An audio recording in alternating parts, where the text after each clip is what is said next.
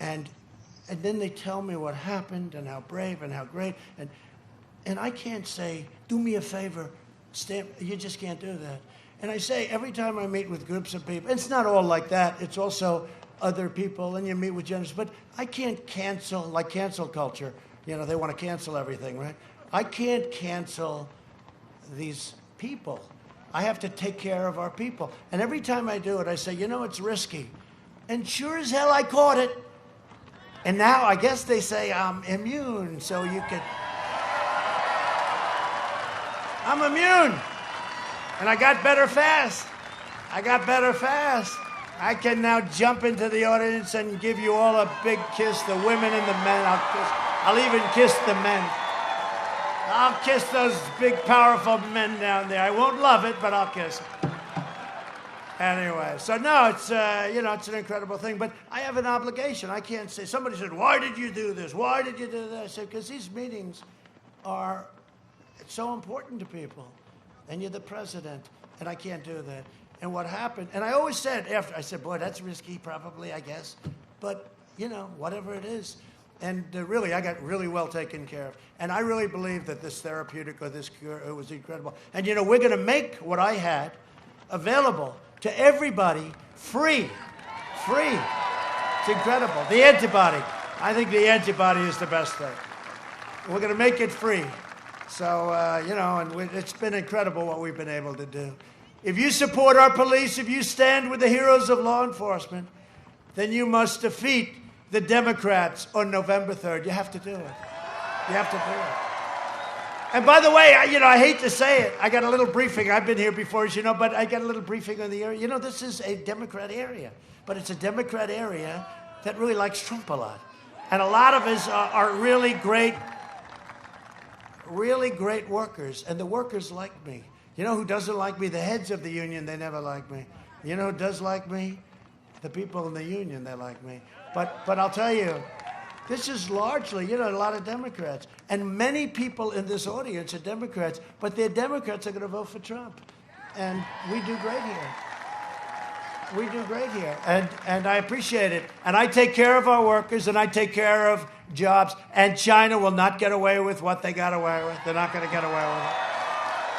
Not going to get away with it. We just finished an incredible trade deal. In fact, 2 weeks ago, the largest order of corn in the history of our country. The largest order of soybeans in the history. The largest beef order, cattle, the beef order. And there's all of that's good, but you know what? Not the same. It's not, does that make sense to you? It doesn't mean what it would have meant had they not put us through. Because they stopped it from going into China, but they didn't stop it from going to the rest of the world, including our country, Europe, the rest of the world. So, so you Democrats, some of them, by the way, just seriously, without a big deal, I'm just curious. Raise your hand if you're a Democrat. Seriously, it's just interesting. I'm going to do a poll. It costs nothing, right? I like these polls that cost nothing. You know, they do a poll. It costs $1 million. They interview like 12 people, right? Then they wonder why their polls are off, you know. We've interviewed 253 people. They oversample Democrats by 28%. Trump is down 5. I said, yeah, but you're interviewing mostly Democrats. You ever see that? I guess there must be a legal reason why they have to put it. But they oversample by 18, 20, 21%. How about last election? So I was down in all 9 places that I had to win. That wasn't a good feeling, you know, wake up. How are we doing? Well, you're down in all 9 places. By the end of the evening, I won all 9 places, you know? Right? Think of that. Other than that, they did a great job of polling. They even had me believing it for a while. But what I didn't believe, because we had a lot of spirit 4 years ago. And by the way, nothing like we have now. This is far greater. You know, this is still 17 days out. And, you know, it sounds like very little, but that's a lot. That's a lot. Normally, a crowd like this would be like for the night before for a candidate, one-time shot. We have this all over. You had to see what we had in Pennsylvania, in Florida. We were in Florida. We had, I think, 41,000 people. All over. We were in Atlanta. We were in, we just got back from Georgia. I mean, it's like this, but the spirit. We have much more spirit now than we ever had 4 years ago, and we had a record. A record. But you know what? The media is more corrupt, and they're worse. The media, it's not really Biden, because, you know, you can't have, she was tougher, she was smarter. Look, Hillary was a lot smarter than Sleepy Joe, let's not kid ourselves. She was a better candidate. Well, I don't know, look, you know, we'll see how it all turns out, right? What's a better candidate? It's a better, but she was much sharper, she was much smarter, but it's not that. The media has become crazed, and the big tech companies have become crazed. They won't let the fact that we caught him in a total corrupt deal, they won't let the news get out. They won't let, and in all fairness to Fox, I have my own problems with Fox, but at least Fox is letting it out. And I'll tell you who's incredible. A newspaper called the New York Post, the oldest paper in America. It's the 5th largest paper in America, and they are all into finding out about all of this. Joe Biden, forget about the family, Joe Biden. Yeah, I mean, it really is, right? It's really corruption, but it's Joe Biden corruption. So we're thrilled to be here with some incredible people, and you're going to be joined by a man, and I mean this too. You know, I say, oh, everybody's wonderful, and then half the time you can't stand them, but you got to say it. But this guy is wonderful. He's one of the smartest people in the Senate. A lot of people don't know that. See, I know that because I do a lot of very complex things. And there aren't a lot of people that understand, but he understands. And nobody understands finance better. But now what he's doing he's the chairman of Homeland Security. What he's doing on corruption is unbelievable. And I am very proud of your state for a lot of reasons. But one of the reasons is that you have a senator named Ron Johnson. Where's Ron? Come here, come here. Come here. Come here, Ron. Would you get him up, please?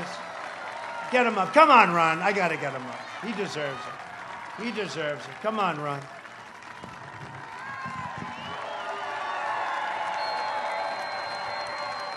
Come on. Secret Service is worried about it. Don't worry about it. He is one of the greatest people. He's one of the greatest senators. And I guess, you know, whenever the hell you're running, I'll be here for you. I will tell you that. Please say a couple of words. Well, thank you, Mr. President. As I was saying in the pre-program, what I admire about President Trump is his tenacity. You know, the unfair treatment in the press by the Democrats, by the deep state, it doesn't deter him. He gets up every morning, he wants to make America great. And he talked about the First Step Act. I was a witness. That criminal justice reform was dead. It was going nowhere until President Trump stepped up to the plate and made sure he got it done, and he did. Another piece of legislation that's very dear to my heart was something, again, it was dead, it was going nowhere. It's called Right to Try. And Mr. President, I will never forget, in that State of the Union address, you started talking about this bill that I'd been championing, and you hadn't said the name yet. I'm going, I think he's talking about Right to Try. And all of a sudden he goes, we have to pass Right to Try. And I don't know if you saw me spring up like a jack-in-the-box. But again, that is President Trump's leadership. He doesn't get credit for it.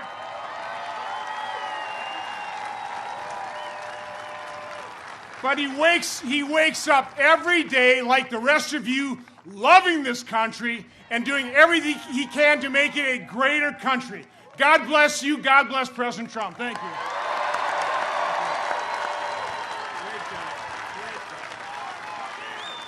He's a great guy. Don't lose him. Ron, when are you up next year? Next time, 2 years, right? Don't lose him. I'll be here, Ron. I'll be fighting for you. No, he's really a great guy, and I'm glad you came up, and I'm glad to have you here, Ron, and really, we're very proud of you. We have some warriors with us and people that have been with us through the fake impeachment hoax. That was one of the great hoaxes.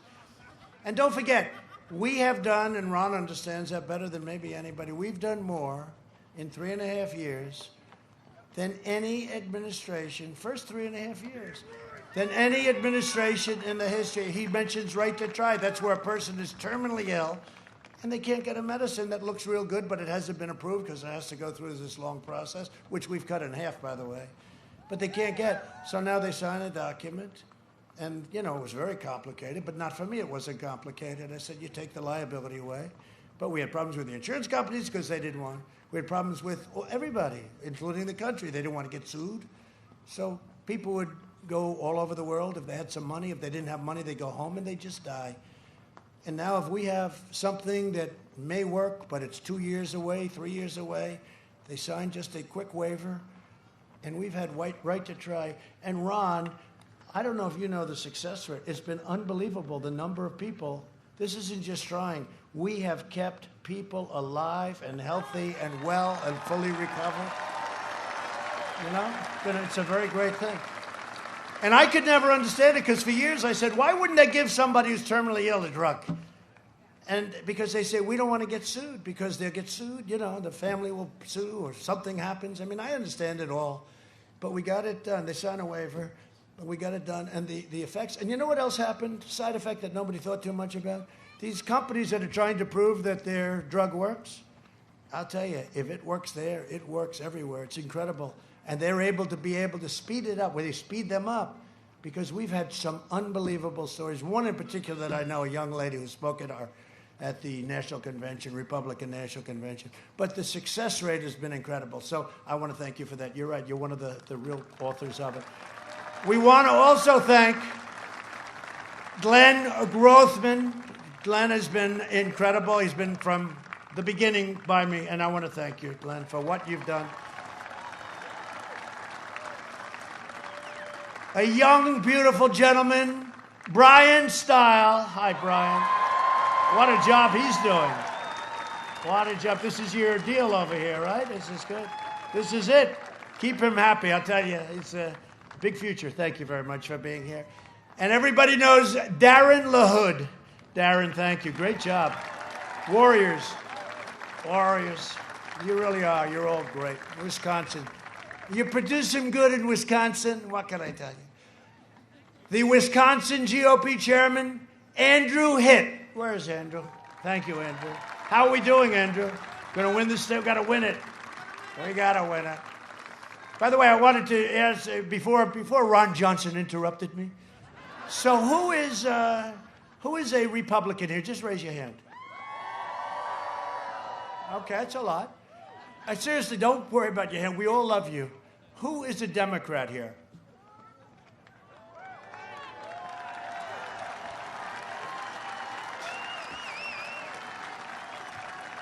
Republicans, you better get out there and win, huh? No, and we really do. No, we appreciate it. We have a lot of them over there, too. We have a lot of Democrats, but we really do appreciate it. Because ultimately we're looking for the same thing. We're looking for unity. We're looking for one country. And the question was asked a week ago, and they said, what about bringing the country together? Because I want that. And I said, we were there. Before the China virus hit us, we were there, and we were getting calls because the success was bringing us together as a country. We had the greatest employment numbers. We had the greatest African American, Hispanic American, Asian American, women, people with a diploma, people without a diploma, people that graduated first in their class at MIT, everybody. We had 160 million people working. We never had anything like it. And I'm telling you, I bet it was true with you guys, we were getting calls from people that you would least suspect, and the country was coming together. Then we got hit by the China virus, and it was back to the drawing boards. But the country was coming together, and it's going to come together. It's going to be success. And next year, we're going to have the most successful year economically, I think, that we've had. I also want to introduce the Republican candidate for Senate from the state of Illinois, Mark Curran. Mark? Great. I heard you were here. Good. Good. Good. I like it. That's great. Good luck. I hear you're doing well, Mark. Good luck. Great to have you. Thank you very much. Tell you what, Illinois could use a new governor.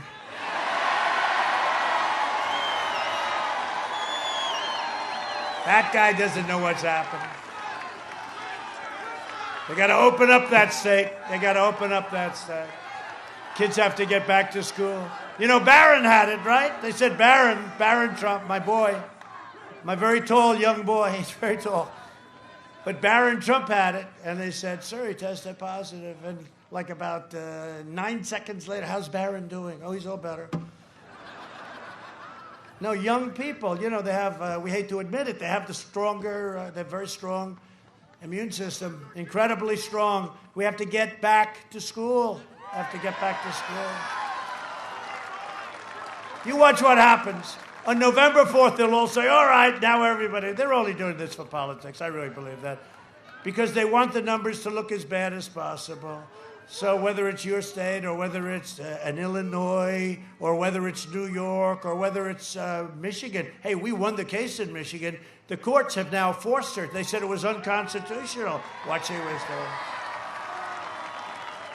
The only person in the whole state that was allowed to have fun and go bony and play tennis and do whatever he wanted was the governor's husband, right? Her husband was free to do whatever he wanted, but other than that, it was like a prison she was operating. This election is a choice between a Trump super recovery and a Biden depression. And, you know, they're going to raise your taxes substantially, like quadruple. There's the only candidate, you know, all my life I've been involved in politics, never from this side, but, you know, a few years ago I said, let's give it a shot. But I've always been involved. This is the only time in my life, you know, I always heard it was good to cut taxes. I said, how do you say we're giving a massive tax increase to everybody? And it's everybody. Because, you know, you're getting thousands of dollars a year from my tax cuts. We gave the biggest tax cut in history. And he wants to end the Trump tax cut. Now he's saying, well, I won't do that. The same thing like fracking, you know, I'm going to frack. Okay, he's just changed his mind. But he wants to end it. And don't forget child tax credit. That's $1,000 for every child. So he's going to end all that. So he was going to end. We're going to end. He didn't realize that the middle-income people are getting a tremendous tax cut. And if you add energy to it, because they'll drive energy through the roof, you know. They want to end fossil fuel. They're going to end fracking. 100% they're going to end fracking. I mean, this guy goes about, we're going to end fracking for a year and a half. Then he lucks out, gets the nomination because Pocahontas refused to do what she should have done if she believes really in his philosophy of being a socialist, right? And he gets it. And as soon as he gets it, he says, no, we're going to frack. It's the craziest thing I've ever seen. But if you add energy to it, right, you add energy, we're talking about $6,000, $7,000, $8,000 a family.